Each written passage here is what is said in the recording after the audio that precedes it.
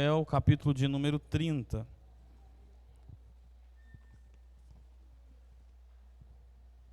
É onde eu quero compartilhar de uma palavra junto com os irmãos. No domingo à tarde, eu estava me preparando para poder ir ministrar na cidade de Pratápolis. E Deus me trouxe a este texto. Quando foi na segunda-feira, quem estaria ministrando aqui hoje seria o pastor Edmar Gomes. E ele me ligou e falou assim: Robert, eu não vou poder ir na quarta-feira. Aí eu já comecei a falar assim: então eu sei por que Deus queria falar algo comigo nesse texto. E comecei a me preparar. Quando a irmã Ritinha hoje louvava o Senhor, Deus confirmou a palavra e eu sei que Ele tem algo a falar conosco. Amém, irmãos? 1 Samuel, capítulo 30, nos diz assim o texto. Sucedeu, pois, que chegando Davi e os seus homens ao terceiro dia a Ziclague, já os amalequitas com ímpeto tinham dado contra o sul e sobre Ziclague, e tinham ferido a Ziclague, e tinham posto fogo, ou aposto fogo, e levaram cativas as mulheres que estavam nela, porém a ninguém mataram, nem pequenos, nem grandes, e tão somente levaram consigo e foram pelo seu caminho. E Davi e os seus homens vieram à cidade, e eis que estava queimada a fogo, e as suas mulheres e os seus filhos e as suas filhas eram levados cativos. Então Davi e o povo que se achava com ele alcançaram ou alçaram a voz e choraram, até que neles não houve mais força para chorar. Também as duas mulheres de Davi foram levadas cativas, Ainoã, a jezreelita, e Abigail, a mulher de Nabal, o carmelita. E Davi muito se angustiou, porque o povo falava em apedrejá-lo, porque o ânimo de todo o povo estava em amargura, e cada um por causa dos seus filhos e das suas filhas. Todavia Deus se esforçou, ou melhor, todavia Davi se esforçou no Senhor teu Deus. E disse a Abiatar, o sacerdote, filho de Aimeleque: traze-me, peço-te aqui o éfode. E Abiatar trouxe o éfode a Davi. E então consultou Davi ao Senhor, dizendo: perseguirei eu esta tropa? Alcançá-la-ei? E o Senhor lhe disse: persegue-a, porque de certo alcançarás e tudo libertarás. Partiu, pois, Davi, ele e os 600 homens que com ele se achavam, e chegaram ao ribeiro de Besor, onde ficaram para trás e ali pararam. E seguiam Davi, ele e os 400 homens, pois que 200 homens ficaram atrás por não poderem, de cansados que estavam, para passar o Besor. Versículo de número 17.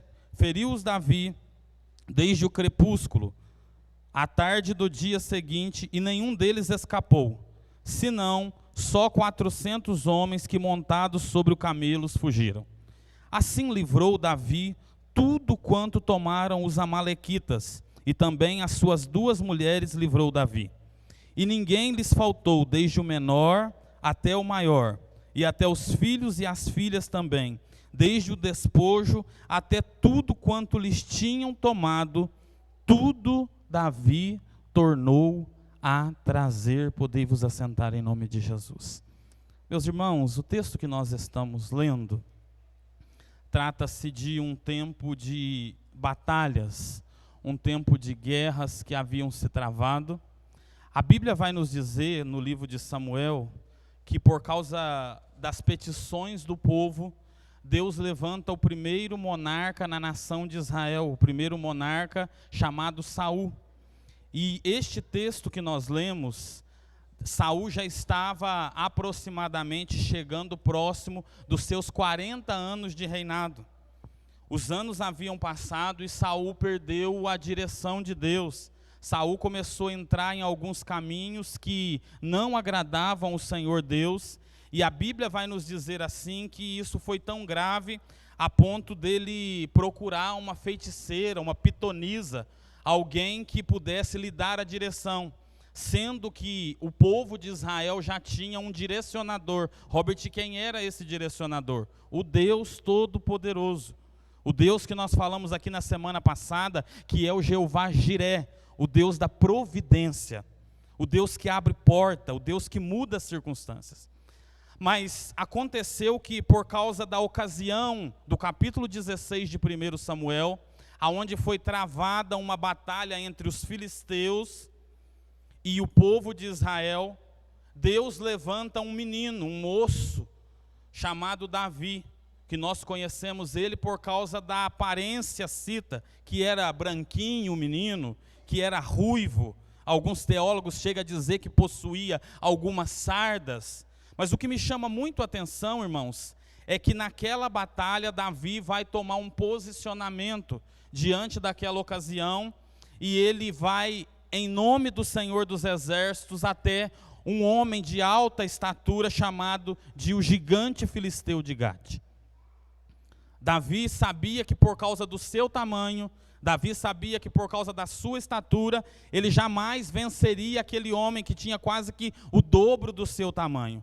Mas me chama a atenção porque no último versículo do capítulo 16 de 1 Samuel, ele diz: eu não vou a ti com pau, eu não vou a ti com espada, mas eu vou a ti em nome do Senhor dos Exércitos.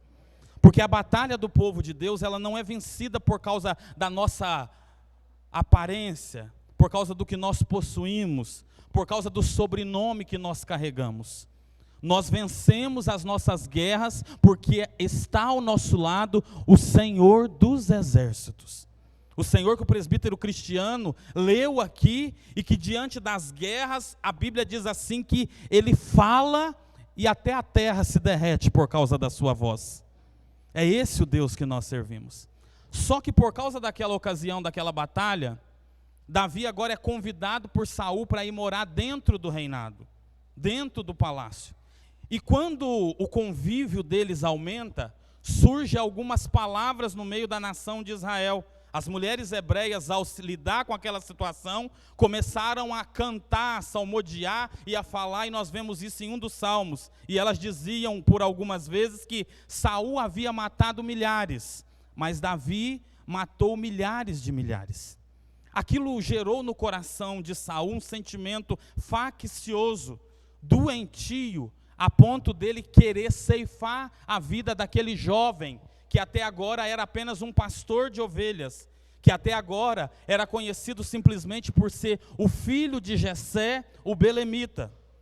E por causa disso, Saul lidando com aquela ocasião, Davi olhando para a situação e entendendo que ele era um homem escolhido por Deus, um homem ungido por Deus, Davi começa a sair de cena, Davi começa a fugir, Davi começa a sair da onde ele estava para poder se apartar do meio da nação de Israel.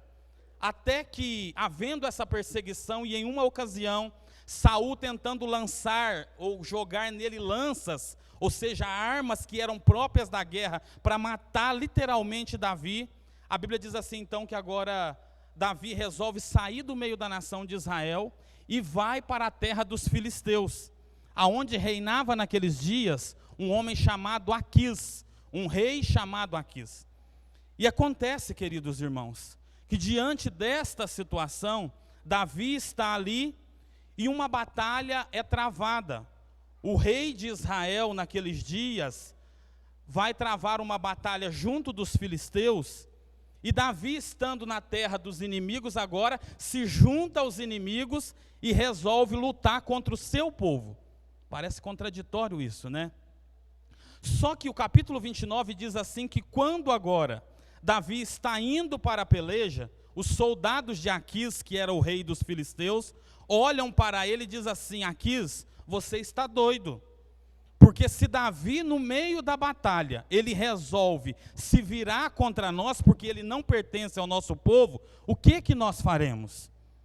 E a Bíblia diz assim então, irmãos, que naquela ocasião Aquis, temendo a quantidade de soldados que estava com ele, e temendo que os seus soldados se enfraquecessem na guerra, ele chama Davi e diz assim: Davi, eu preparei a cidade de Ziclag, para que você pudesse se refugiar nela, para que você pudesse se esconder nela. E nós até tínhamos combinado de que você fosse na guerra, de que você fosse na peleja junto conosco. Só que eu quero te dizer algo, os meus soldados são contra essa situação.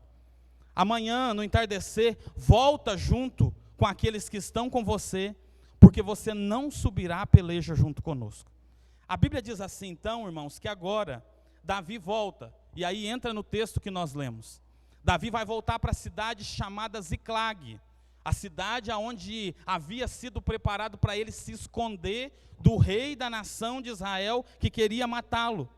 E a Bíblia vem assim então nos relatar que quando Davi está chegando junto com os seus homens, depois de 3 dias de uma longa caminhada, quando ele está chegando na cidade de Ziclag, ele olha e ele percebe que tinha algo de diferente naquele ambiente. E o que estava acontecendo ali, Robert? A Bíblia diz assim que os amalequitas, devastadores do deserto, um povo maldoso, um povo de um coração doentio, que almejava a morte das outras pessoas, eles então se levantam e vão até a cidade, enquanto Davi com seus homens haviam saído, e devastam a cidade. Quando eu li esse texto, Deus falou comigo, irmãos, sobre algumas lições que nós podemos extrair desse texto, e é sobre isso que eu quero falar nessa noite. Amém? A primeira delas, quais as atitudes? Porque uma crise tinha se instalado. Quando Davi chegou na cidade, o ímpeto dos amalequitas fez com que a cidade fosse queimada. As mulheres tinham sido levadas junto com seus filhos, junto com os animais, e o que me restou naquela ocasião, ao que nós lemos o texto, era apenas um lugar queimado, um lugar destruído. E aí, quando eu li esse texto, Deus falou comigo que a primeira questão que nós precisamos entender diante das crises é que existe um inimigo que luta contra o povo de Deus. E nós precisamos entender que oposição, irmão, sempre existirá. Nós não podemos levar isso como algo comum. Nossos inimigos, eles devem ser encarados com seriedade, com a mesma seriedade que eles têm. Porque às vezes a gente acha que o inimigo da nossa alma, em alguns momentos, ele pode ser nosso aliado. Que a gente pode lutar junto com ele. Que ele, em algum momento, vai nos causar benefício. Quer um exemplo disso? Quando foram inaugurar uma grande construção, saiu da boca de um ministro do Evangelho: isso vai ser uma bênção para essa cidade. Eu falei, irmãos, nunca. Porque a idolatria, ela atrai a ira de Deus sobre os homens. Aquilo que não condiz com a palavra de Deus, com a verdade do Evangelho, nós não podemos aceitar contra a nossa vida. Às vezes alguém diz assim, por que essa cidade passa por tanto trabalho, tantos casos de suicídio, tantas famílias destruídas? É porque o inimigo da nossa alma, ele não brinca em querer destruir aqueles que estão neste mundo. Desde o início, ao olhar para a obra-prima de Deus, Zezinho, que era o homem, Satanás teve o sentimento de tentar corromper o ser humano. O primeiro dos homens, que foi Adão, foi seduzido, foi ludibriado pela serpente que estava no jardim do Éden. E até hoje, Satanás continua tentando ludibriar as pessoas. Os amalequitas eram um pesadelo para todos os povos que habitavam naquela região. Assim como Satanás também é um pesadelo para a igreja, irmãos. A todo momento ele intenta contra as nossas vidas. A Bíblia diz que ele veio para roubar, ele veio para matar e ele veio para destruir. E a destruição dele, irmãos, não é brincadeirinha, não. O texto diz assim que os amalequitas, eles vieram com ímpeto. A palavra ímpeto aqui tem o sentimento de violência, tem o sentimento de furor, de raiva, de ódio, tem o sentimento assim de sagacidade, ou seja, aquele que trabalha com o sentimento de querer destruir. O inimigo da nossa alma, ele tem também tentado ceifar pessoas, famílias, ministério, profissões, almas e vidas neste tempo. É por isso que às vezes surge aquele problema, aquela ocasião lá onde você trabalha, e você fala assim, será que é coisa da minha cabeça? Não. O inimigo da nossa alma é capaz de usar pessoas aonde você trabalha para tentar destruir a sua vida. A Bíblia diz que o papel dele é esse: roubar, matar e destruir. Mas Jesus nos deu uma promessa e nos disse: mas eu vim para que vocês tenham vida, e para que vocês tenham vida com abundância. Enquanto o inimigo está pensando que vai destruir, que vai parar, que vai nos fazer voltar atrás, Jesus tem uma palavra para mim e para você: você vai prosseguir, meu filho, você vai continuar, minha filha, a sua família não vai ser destruída, não, o seu casamento não vai terminar, não, seus filhos não serão perdidos, não, porque eu cuido de você no meio das guerras. Perceba que eles vieram, irmãos, com um ataque que devastaria a cidade, as famílias e os animais, o lugar da onde eles tiravam sustento. Eles queriam destruir a cidade, o lugar onde eles habitavam.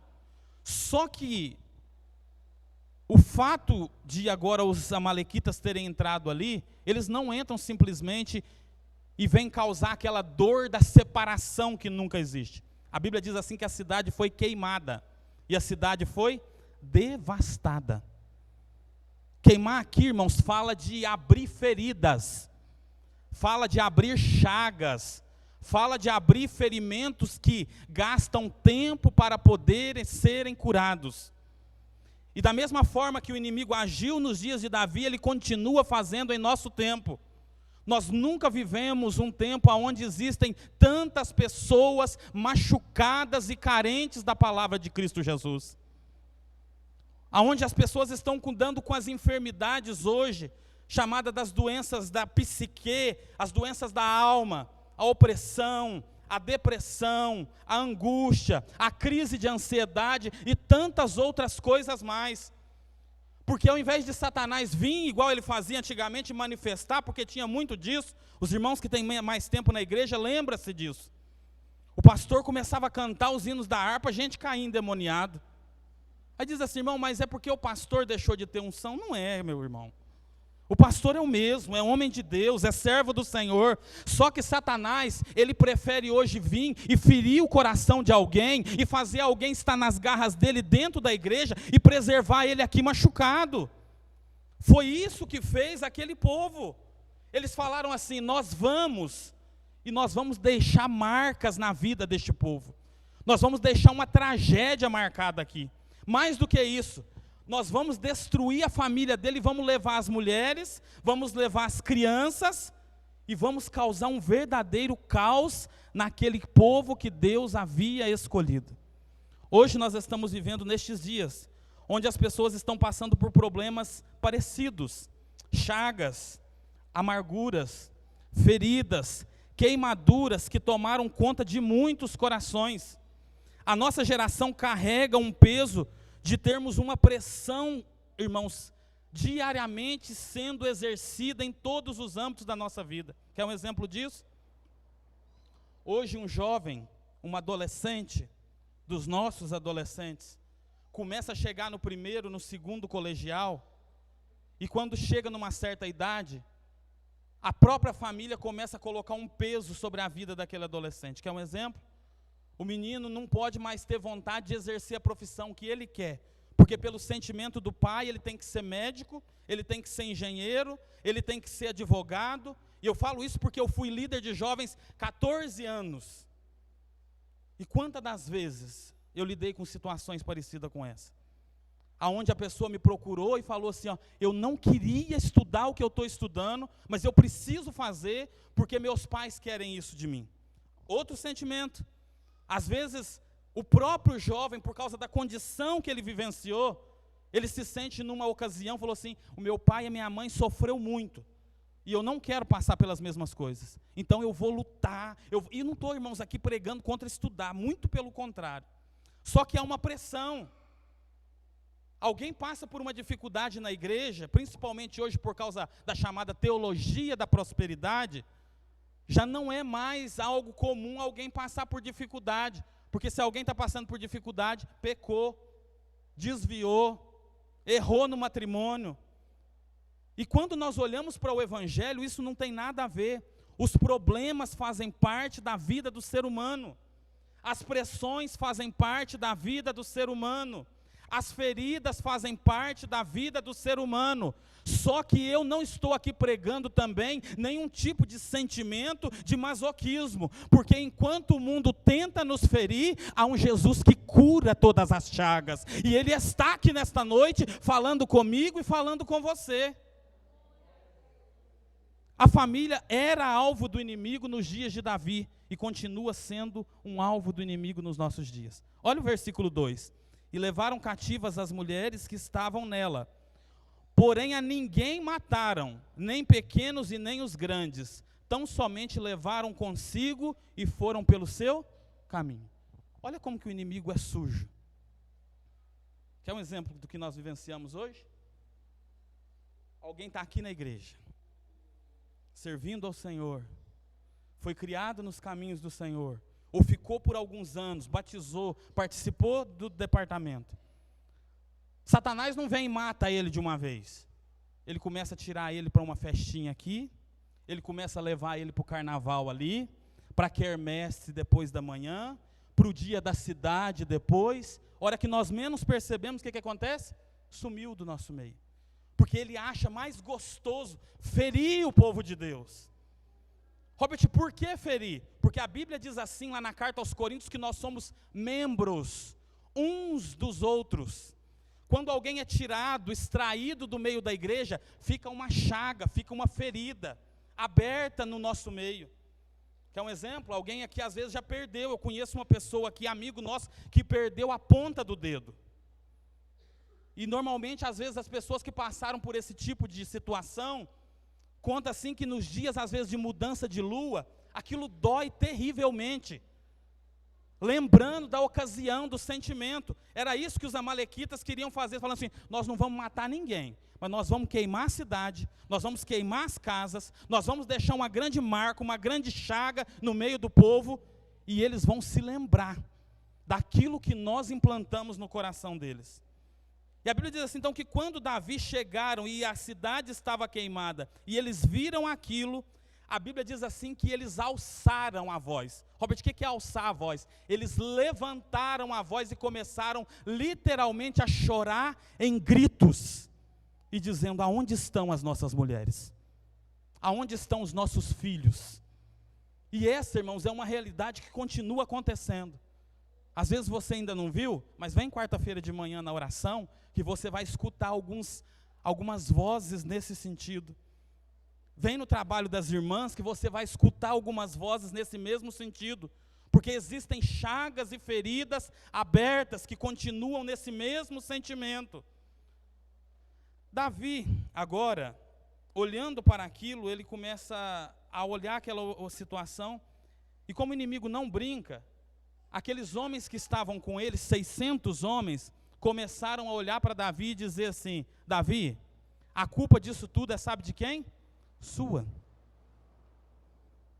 Davi se tornou o bode expiatório, o culpado, irmãos, pelo que estava acontecendo.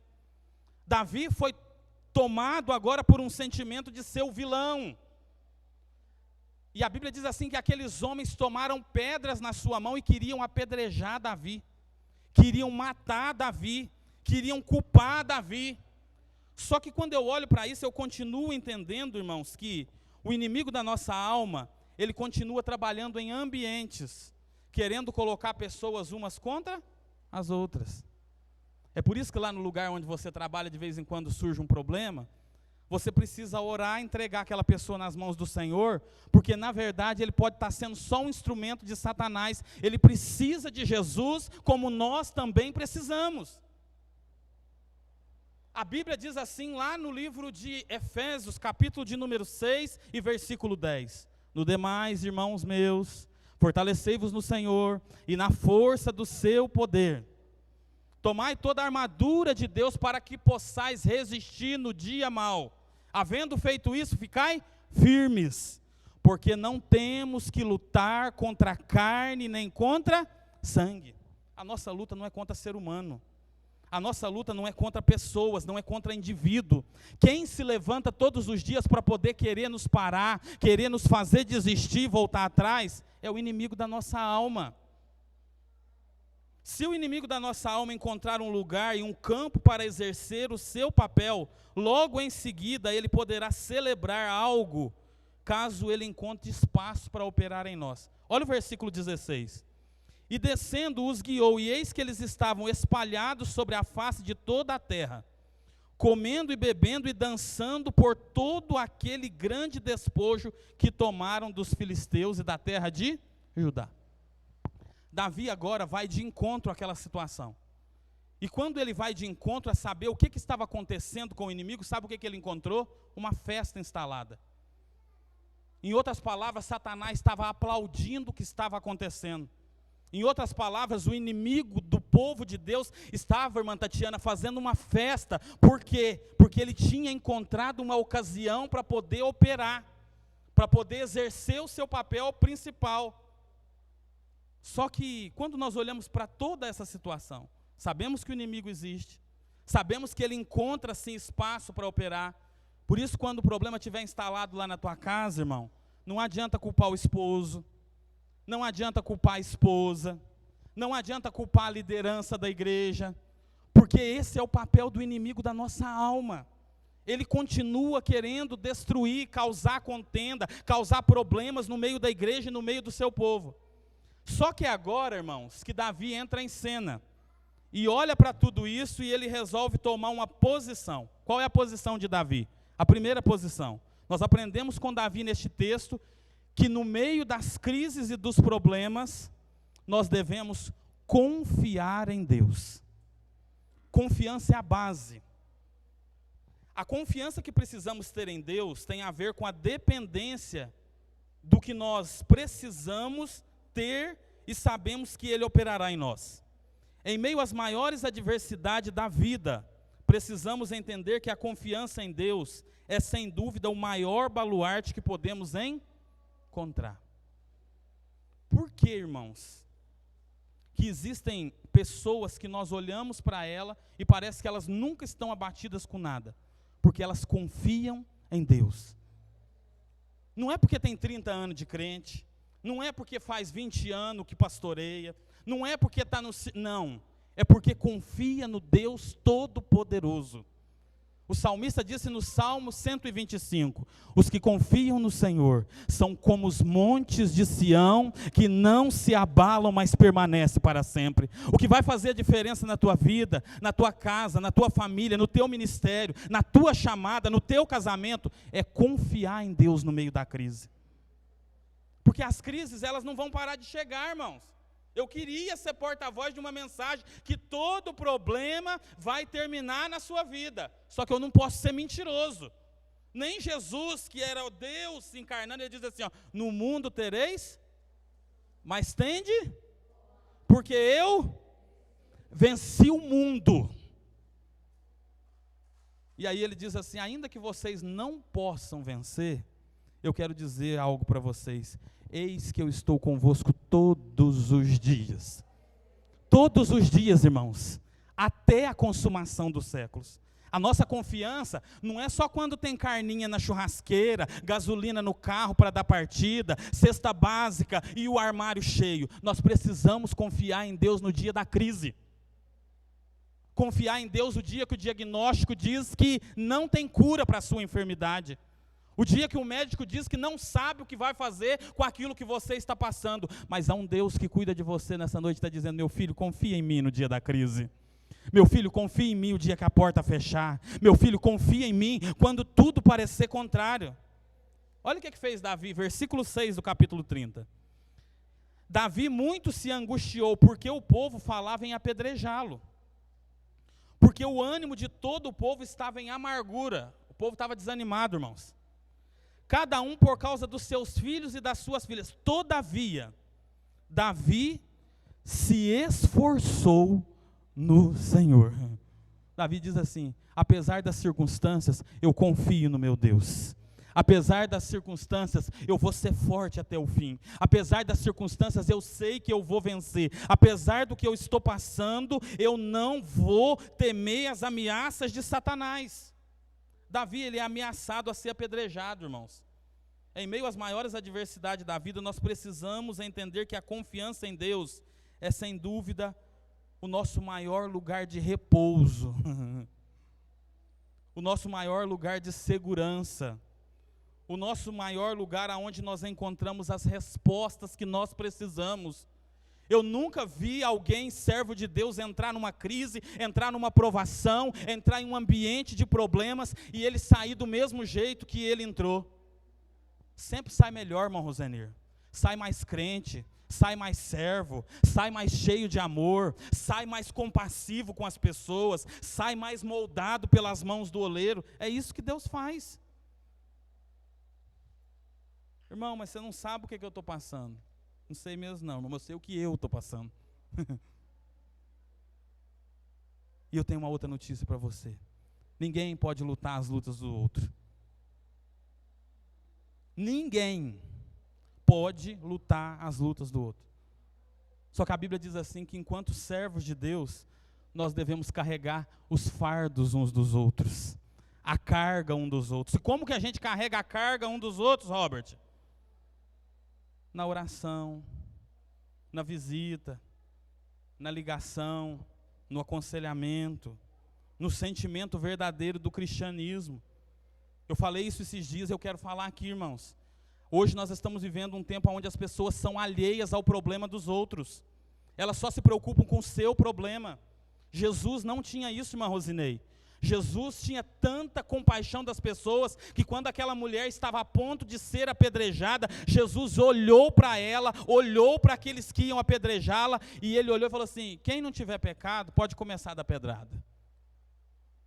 Jesus continuou rabiscando no chão, as pessoas foram saindo, e Jesus era tão compassivo, preocupava-se tanto com a causa dos outros, que ele olhou bem nos olhos daquela mulher e disse assim, filha, perdoados são os teus pecados, vades e não peques mais. Jesus trouxe alguém nessa casa de oração nesta noite, para falar ao teu coração e para te dizer, meu filho, eu me preocupo com a tua causa, eu me preocupo com as tuas dificuldades, pode não ter ninguém que se preocupa, mas eu, Senhor, me preocupo com você, eu te conheço, eu sei das tuas feridas, eu sei das tuas dores, eu sei o que você tem passado naquela casa, eu sei o que você tem passado no secreto, no escondido, juntinho de Deus, você não fala para ninguém, mas Deus te trouxe aqui para falar, meu filho, continua confiando em mim, porque eu sei. Só que Davi vai ensinar aqui uma outra coisa, ele nos ensina que no meio das adversidades, irmãos, das crises, dos problemas, nós precisamos entender sobre a necessidade de posicionamento. Qual seria a posição mais comum e a que todo mundo tomaria? Querem me apedrejar? Eu vou sair de fininho. Como diz o mineiro, tchau e benção. É assim que a gente fala, não é, irmãos? Eu vou sair, vou deixar esses 600 homens aí, eles que se virem. Eu vou procurar minhas 2 mulheres e vou... Não. A Bíblia diz assim que quando Davi estava naquela ocasião, uma tradução diz assim, porém Davi se esforçou no Senhor. O que significa aquilo? O Zezinho é melhor aí em português. Esse porém tem a ver com o seguinte, Davi estava dizendo assim, ó, a circunstância ela é quase que imutável, ela é quase que impossível, ela é quase que sem solução, porém, olha aqui, irmãos, Davi se esforçou no Senhor teu Deus. É isso, Zezinho? O porém é uma conjunção que liga. E Deus está dizendo assim, meu filho, eu sei que está difícil. Eu sei o quanto você tem chorado. Eu sei tudo que tem se passado aonde você vive. Porém, eu, Senhor teu Deus, te ajudo no meio das fraquezas. Porém, eu, Senhor teu Deus, nunca te abandonei. Porém, eu, Senhor teu Deus, ajuda a tua família. Porém, eu, Senhor teu Deus, se preciso for, eu vou naquele ambiente e mudo circunstâncias. É esse o Deus, irmãos. O Deus dos poréns. Todo mundo tem um porém, não tem, irmão? Tem ou não tem, irmãos? Todo mundo tem um porém.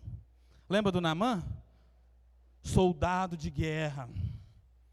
Homem forte, guerreiro da nação. Porém leproso. Todo mundo tem isso. Tem gente que acha que é mais forte do que o outro, mas nós sabemos que não somos. Davi então ensina sobre a necessidade de se posicionar. O que é se posicionar, irmãos? Está difícil lá em casa, mas eu não vou deixar de ir para o culto de quarta-feira não, porque eu sei o Deus que eu sirvo. Está difícil lá no meu casamento, mas eu não abandono a minha família por nada. Está difícil a situação que eu estou vivenciando, mas eu não deixo, eu vou até o fim, eu pelejo até me desgastar. A Bíblia diz assim que Davi pelejou um dia todo na espada, para poder tomar de volta aquilo que era dele. Hoje, irmãos, nós estamos vivendo uma geração que precisa disso, de posicionamento. Satanás está querendo destruir as pessoas, a pessoa fala, vai Satanás, destrói mesmo porque eu não dou conta não. Nós não damos conta, irmãos, mas o Deus que está ao nosso lado, Ele dá. Ele nunca perdeu uma guerra, Ele nunca perdeu uma batalha. Falei isso outro dia, eu vou falar de novo. Eu gosto quando a Bíblia diz assim, lá no livro de Êxodo, que Deus diz assim para o povo de Israel, o texto diz assim, eu, o Senhor, desci por causa de vocês. Já pensou nisso, irmão? Já pensou nesse culto de quarta-feira, hoje? Deus dizer assim, meu filho, eu estou descendo aí na Assembleia de Deus da Colheita para poder mudar a tua circunstância, para mudar a tua causa, para trabalhar na vida dos teus filhos, para mudar o que tem se passado naquele emprego, para entrar no teu ministério e dar uma reviravolta, para fazer algo novo na tua vida. Eu creio nesse Deus, irmãos, que faz coisas novas, está aqui nesta noite, amém? Só que Davi toma um outro posicionamento. Davi não vai só com aquilo que é dele, irmãos, porque todo mundo tem alguma coisa, irmãos, em especial. Não adianta a gente querer falar que a gente também dá uma de coitadinho, fala, não, eu sou um coitadinho de marré. Não, irmãos. Todo mundo tem algo que a gente olha assim e fala, eu me orgulho por causa disso. E não é sentimento, às vezes, de facção, sentimento de ser orgulho. Não, é aquele sentimento da gente saber assim, Deus, pela sua bondade, operou isso em mim. Tem gente que pega o microfone, irmãos, você olha nele, ele não está fazendo nem força. Aí ele canta o hino assim, parece que a gente sente até o vibrado da nota, né? Aquilo ali foi Deus que deu, a graça de Deus alcançou ele, o amor de Deus, um dom especial da parte de Deus, tomou a vida daquela pessoa. Só que Davi não ia com a força, com a habilidade dele, porque ele era bom pastor, ele era bom adorador, porque ele tocava a harpa e o espírito que estava em Saul ia embora. Ele matou um leão com as suas próprias mãos. A gente não mata nem galinha com a mão, irmãos. Davi matou um leão e matou um urso. Foi assim ou não foi? A gente não está matando nem barata. Tem irmão que corre para cima da cadeira se vê barata. E chama a esposa para poder matar. Só que aqui Davi vai tomar um posicionamento. Ele diz assim, eu vou consultar a vontade do meu Deus. E aqui está o outro ensinamento que Davi vai nos trazer. Irmãos, a gente já foi mais crente. A gente não saía de casa sem orar e sem consultar a Deus. A gente não comprava nada se a gente não fizesse uma oração ao Senhor. Era assim ou não era? Agora hoje vai lá e compra o carro e vem aqui, sobe. Glória a Deus. Depois passa um mês e fala, olha o que Satanás pôs na minha mão. Não foi Satanás, irmão. Eu, por previdência, por um sentimento de precaver, eu levo o irmão Frank junto comigo. Eu precisei fazer isso. Eu falei, Frank, vamos comigo, porque se depender de mim, eu sou um fracasso. Só que Davi, ele fala assim, não, mas antes de tudo eu vou consultar a vontade de Deus. Quantos aqui nessa noite, irmão, estão consultando a vontade de Deus? Nós temos orado, nós temos pedido, nós temos falado. Robert, porque a oração muda a circunstância? Se muda. A Bíblia diz assim lá no livro de Jeremias 33:3, clama a mim e responder-te-ei. Anunciar-te-ei coisas grandes e firmes. Davi é mais uma vez um exemplo da necessidade da comunicação com Deus. E neste quesito nós nos lembramos da necessidade da oração. Nós não oramos mais como nós orávamos, irmãos. A gente já chega no culto depois do horário e dá só um benzido no joelho assim e levanta. É assim ou não é, irmãos? Quer ver como que é? Um hino da harpa dura aproximadamente 3 a 4 minutos. A gente chega, está começando a estrofe. Antes da estrofe terminar, 6 estrofes, a gente já levantou. Não dá nem meio minuto de oração. Aí a gente olha e fala assim, gente, o que acontece com aquela irmã que está na igreja faz 50 anos? A irmã Almerinda partiu para o Senhor. Mas tinha dia que eu estava em casa e eu dava uma olhadinha de leve assim no joelho dela, estava cheio de marca, de calo no joelho de orar, irmãos. Nós precisamos voltar à prática da oração. E quando eu falo, não é a igreja só não, começar de mim, irmãos. A palavra é corta aqui, depois que ela corta assim. Nós precisamos voltar à prática da oração. E eu quero dizer para os irmãos que oração não é invencionice de pastor. Não é invencionice de homens. O pastor Edmar fez um propósito há alguns dias, ele vai contar isso aqui o dia que ele vir. E ele começou a chamar os irmãos lá na igreja de Passos para orar no microfone. Irmãos, vamos todo mundo orar, para ver se todo mundo ajoelhava. E a igreja começou a orar, vigília uma vez por mês. Semana passada, eles foram para uma vigília lá na casa da irmã Cirlei. E quando eles estavam lá orando, um diácono que está lá há anos, foi batizado com o Espírito Santo, e Jesus manifestou a graça dele, porque a oração ainda é a forma de comunicação com Deus. E Davi falou assim, Senhor, eu vou para essa pelejar, ou como que é o negócio? O Senhor vai comigo? Às vezes a gente entra em algumas guerras, irmãos, a gente entra sozinho, a gente não convida nem Deus para ir. Não, irmão, mas o irmão esqueceu de mim. Pode até o irmão esquecer de você, irmão. Mas se você tiver chamado Deus para pelejar junto com você, você não vai ficar sozinho nessa guerra. Davi, olha aqui, ele é impelido a persistir. Robert, como que é isso? Davi sabia da gravidade do problema, irmãos. Davi sabia que os amalequitas não eram um povinho qualquer. Eles eram um homem que tinham satisfação em ver a morte do inimigo e em destruir aquilo que era do outro. Deus, ele muda causas. É no momento das impossibilidades que ele se manifesta. Em Deus, não encontramos um ambiente de facilidade. Não, irmão, porque alguém falou isso para você quando você veio para a igreja? Não, irmão, vem para a igreja que agora vai ser facinho, facinho. Ninguém falou isso. Mas nele nós encontramos o socorro certo. Não fomos ludibriados com as promessas falsas da ausência dos problemas. Mas nós fomos, irmãos, orientados por Deus de que a presença dele não nos faltaria no meio das adversidades. Eu venho de uma família, irmãos, de mais de 60 anos no cristianismo. E nesses 30 anos que eu estou na igreja, depois de tornar-me criança e entender mais algumas coisas, não houve um momento sequer da nossa vida que Deus nos desamparou. Não houve um dia de porta fechada que Deus não tinha refúgio para que nós pudéssemos nos esconder nele. Não houve um dia de diagnóstico contrário que Deus não nos enviou uma resposta e um consolo da parte do teu Espírito. E Ele está aqui nesta noite dizendo, não é com você diferente, meu filho. Não foi diferente com Davi e na tua história não será diferente. Eu sou o Deus que envio resposta quando você precisar. Não vai ser fácil não, só que eu sou o Deus que guerreio as tuas causas junto com você. Eu sou o Deus que pelejo ao teu favor. Deus é tão especialista em vencer guerra, irmãos, que houve alguns momentos na Bíblia que ele olhou para o povo dele e falou assim, não, agora a guerra é um pouco maior, é um patamar um pouco maior. Quero dizer algo para vocês. Parai, eu fico olhando para isso aqui, vendo o rei de Israel, e vede o livramento que eu, o Senhor, dou a vocês. Nós vemos o povo de Israel e Deus dizendo assim, ó, nesta peleja não tereis que pelejar. Quando Deus souber que você não vai dar conta, você não vai precisar pelejar, porque Ele vai pelejar em teu favor. Ele vai lutar por você.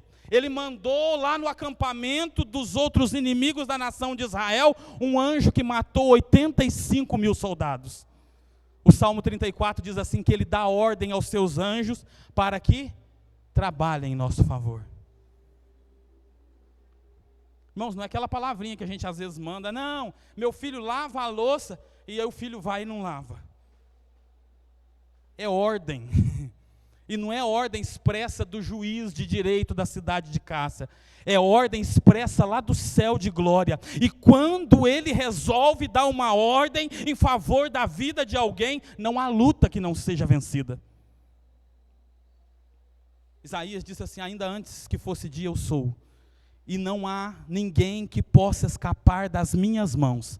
Agindo eu, quem impedirá? Se a tua luta está difícil, deixa Jesus agir nela, porque agindo Deus ninguém vai poder impedir. Amém, irmãos? Já estou encerrando. Ziclag, irmãos, para nós encerrarmos, não é o fim da rota. Robert, por quê?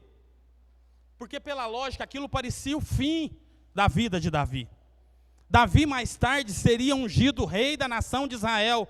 Ele era um moço que havia sido chamado, escolhido, ungido na frente dos seus irmãos. E as circunstâncias agora estão dizendo assim, ó, não vai não, meu filho, não vai dar certo não. Eu fico pensando comigo, se fosse a gente, ia falar assim, Samuel já estava meio de idade, aquela vez que ele foi lá em casa, eu acho que ele errou, ele devia ter derrubado o azeite na cabeça do Samar, ele devia ter derrubado o azeite na cabeça do Abinadab. Samuel aquele dia, acho que ele não estava muito na direção, não, irmãos. É com você mesmo que Deus conta, não joga para o outro não. Deus precisa de você nessa peleja, a tua família precisa de você, a tua casa precisa de você, o círculo de oração precisa de você, o departamento de mídia precisa de você. Deus conta com você, irmão. Deus conta com você, irmã. Jovem, adolescente, criança, nós somos instrumentos que Deus levantou para esse tempo, nessa cidade, nessa igreja. Às vezes a gente fica amando demais a igreja lá do outro lado. Nossa, irmão, lá é perfeito. Trabalha para aperfeiçoar aqui também. Trabalha para as coisas mudarem aqui também. E Deus conta com você.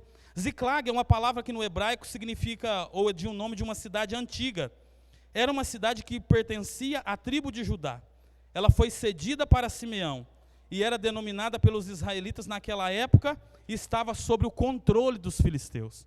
Robert, como que era essa situação? A nação de Judá era proprietária daquela terra. E Deus havia permitido com que os filisteus tomassem aquele ambiente. Robert, o que tem a ver isso conosco? É que alguns momentos da nossa vida, irmãos, por permissão nossa, ou por permissão de Deus, nós perdemos algumas coisas. Quem aqui já sonhou alguma coisa e engavetou aquele sonho e falou assim, eu nunca vou conseguir? Porque a gente deu permissão para o inimigo da nossa alma trabalhar e a gente dizer que não vai. Aí você diz assim, eu não vou. Aí Satanás fala, não vai mesmo, eu vou te ajudar a não conseguir. Só que Deus te trouxe aqui nessa noite para falar assim, meu filho, minha filha, meu servo, minha serva, eu estou em Ziclag. Em outras palavras, Deus está dizendo assim, ó, eu estou no ambiente onde as coisas são impossíveis para você. Eu estou no ambiente onde você não tem respostas.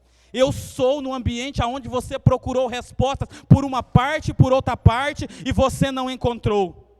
Mas Deus nessa noite te trouxe aqui para falar com você e para te dizer, eu continuo cuidando de todas as coisas.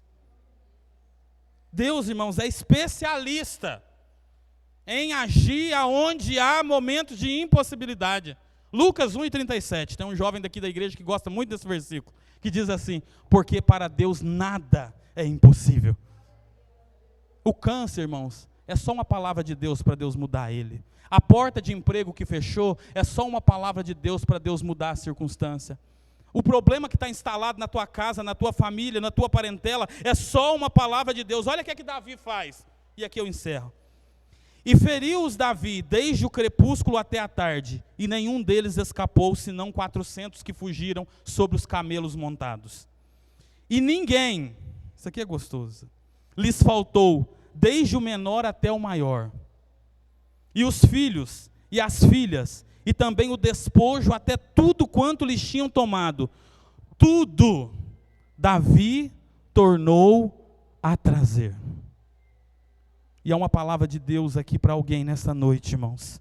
E Deus está dizendo assim, meu filho, aquelas coisas que você nem pensava que iam acontecer mais, eu vou trazer à tona outra vez. Mas para isso você não pode ficar como você está, você precisa se posicionar diante da batalha, porque se você continuar nesse estado que você está, o inimigo da nossa alma vai encontrar lugar e campo para operar em você.